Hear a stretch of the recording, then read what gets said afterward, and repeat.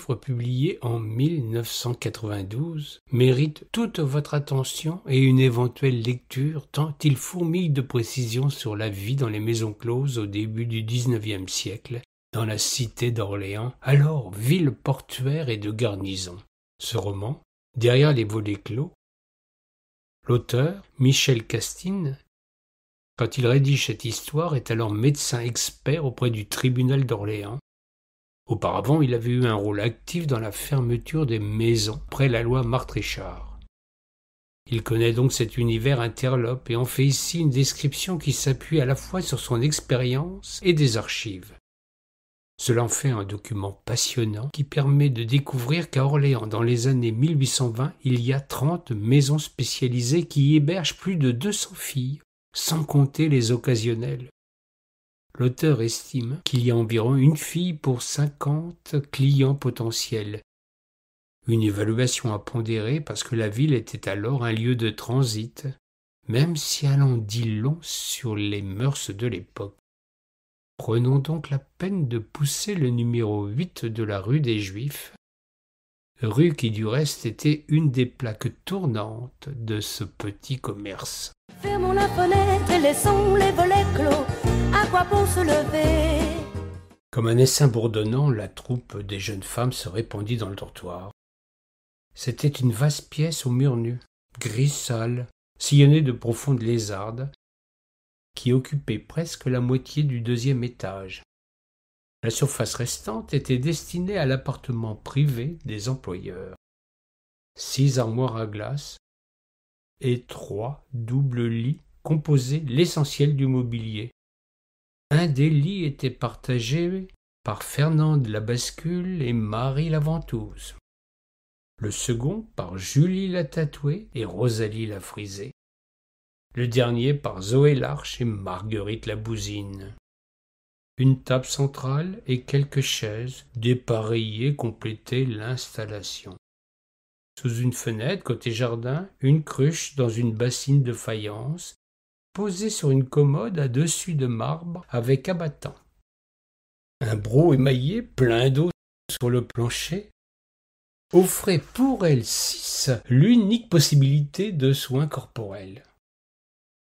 Pour les bains, elles étaient obligées de descendre dans la buanderie du jardin, qui contenait un large baquet de bois et un fourneau en fonte.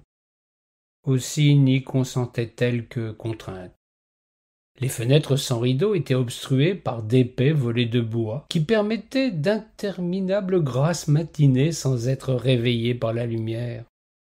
Dans ce misérable séjour, rien, pas même une fleur, n'incitait à l'évasion. Aucun rêve de femme normale, adulée, aimée, n'aurait pu y germer, si ce n'est pour s'évanouir dans un sanglot. Jouissant de fait d'un statut privilégié, Ginot Barrière ne logeait pas avec ses camarades. Sa tâche était en effet différente, plus spécialisée. Madame avait su distinguer les mérites de son acquisition et tirer le meilleur profit de ses avantages physiques, de ses dons et de son éducation. Elle l'avait réservé pour les rendez-vous plus choisis avec la pratique bourgeoise ou influente de la ville ou de la région.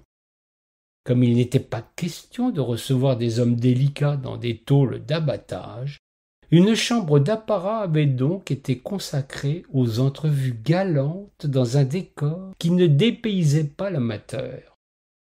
Rapidement, elle s'y était installée à demeure. Ginot était fort prisée de la pratique. Elle savait apporter de la diversité, de la fantaisie dans ses rapports, et sa conversation mettait à l'aise le plus exigeant. En revanche, de tous ces contacts d'hommes intéressants, souvent instruits et portés à la confidence, elle avait su emmagasiner des connaissances et acquérir des manières qui surprenaient chez une femme de sa condition. Fermons la fenêtre et laissons les volets clos, je ne veux qu'un soleil, le soleil qui se vivre dans l'eau de tes yeux quand tu t'éveilles. Très rapidement, le brouhaha fut à son comble. « J'ai un faible pour celles qui ont douve de barrique !» choisit un chasseur à cheval. « Elle est comme moi, elle doit tenir en selle, sans étrier, avec ses pattes arquées. Je tiens bien aussi sur un tabouret devant une timbale de vin, affirma Zoé. Tu veux essayer pour voir? Moi, je veux la noiraude.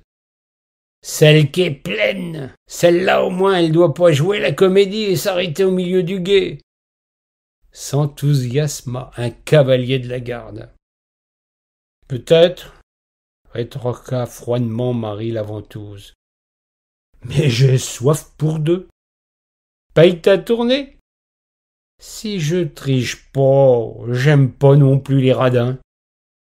De son côté, Marion la guenipe ne chômait pas. Elle était déjà montée une fois avec un tâcheron, 3 Suisses de la garde, et sa table était cernée de buveurs impatients, plutôt des ouvriers qui, d'instinct, se sentaient attirés par l'une des leurs. Pour tromper leur attente, ils jouaient au dé l'ordre de préséance. Fermons la fenêtre et laissons les volets clos, tant pis pour le patron. La Bousine était inquiète. Elle avait été entreprise par un individu sale, loqueteux, à la physionomie patibulaire, parcourue de tics nerveux incessants. Elle se décida à faire un geste d'appel à la bascule, qui s'excusa de son absence de quelques instants auprès d'une assistance de mariniers et de paysans.